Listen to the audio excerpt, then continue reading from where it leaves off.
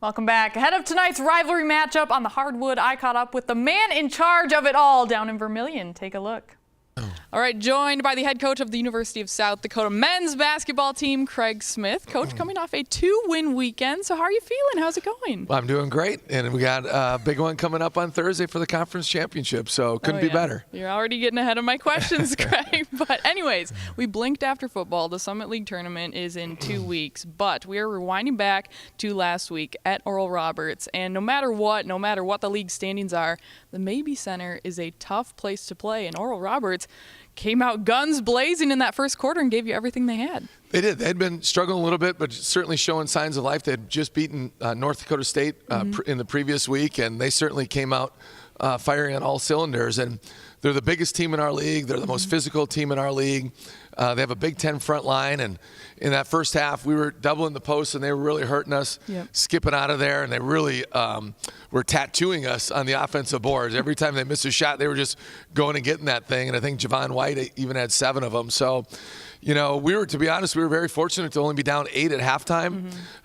Mooney made a last-second 3 to cut the deficit from 11 to 8, and in a weird kind of way, I think that gave us just enough momentum and mojo to feel like, you know what, I'm not sure we played even close to as well as we could, but we're only down 8. And then, boy, at the start of that second half, and really the whole second half, we shot 75% in that second half. And I think only 7 possessions we did not score, which is something I've never really seen on either side, you know, the winning side or the losing side. And so our guys showed a lot of character coming out of halftime and really sent a strong message. You get the 85-67 win on to Saturday, the second half of a doubleheader with the women, and you're taking on Omaha, fast-paced, high-scoring team. Hold them to 24 points in the first half. What was working on the defensive end for you guys?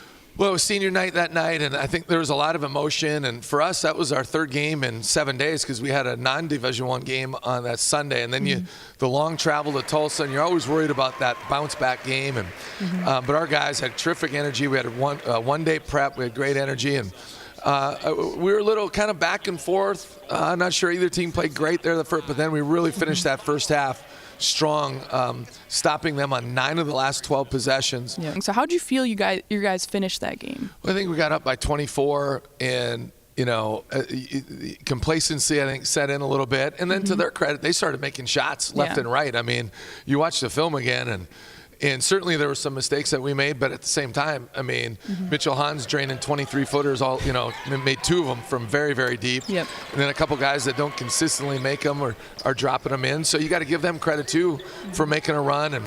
And you know, I shortened the bench a little bit. In hindsight, I wish I wouldn't have done that, but I thought we had great performances by a lot of different guys, and certainly Mooney got on track. I thought Nick Fuller gave us some great minutes off the bench, and so you know, it was a great way to go out for our seniors in terms of senior night. And the SCSC has proven to be an excellent home court advantage. And to finish the year, I think 13-1 again on back-to-back seasons, so 26-2 over 2 years. It's been very, very exciting. And I wish we could play a lot more games at home, Kelly. But can you talk to our administrators about that? Yeah, I'll put a good word in. Yeah, please do that. I don't have any pull, but it's fine. I'll try my best. Oh, you're an alum. So that's let's true. See what you got. Yeah. We'll see. Anyways, you talked about it senior night. Josh Doss, Austin Sparks, Nick Fuller, and Carlton Hurst. What have they meant to this program? They're tremendous people, first of all. They're the backbone of our team, and they're people of backbone. They have tremendous, you know, I tweeted something out that said the definition of loyalty is when it's not about you. I literally cannot think of a time where they haven't come to a workout or a practice ready to go, ready to compete, and just being a tremendous teammate.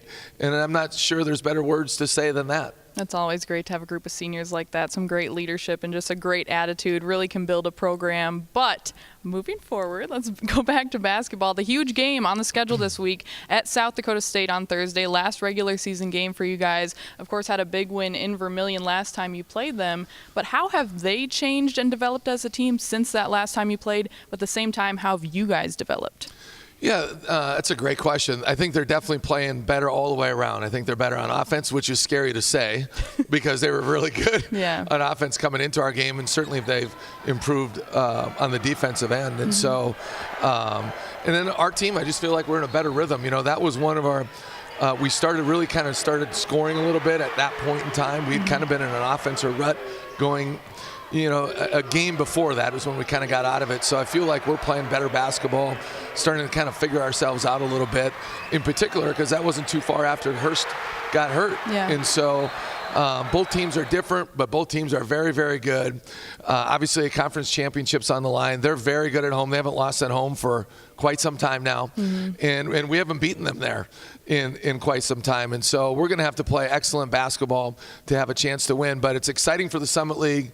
It's great for the state of South Dakota and all the fans involved when you have two of the top 10 for sure mid-major programs in the country battling it out for a conference championship. Yeah, it's going to be exciting. But with that comes a lot of hype from the media. It's the big rivalry. It's the top two teams in the conference. This is what you want exactly in a game like that. But as a coach, how do you get your players to kind of ignore that hype and just focus on this is just the next game in our schedule?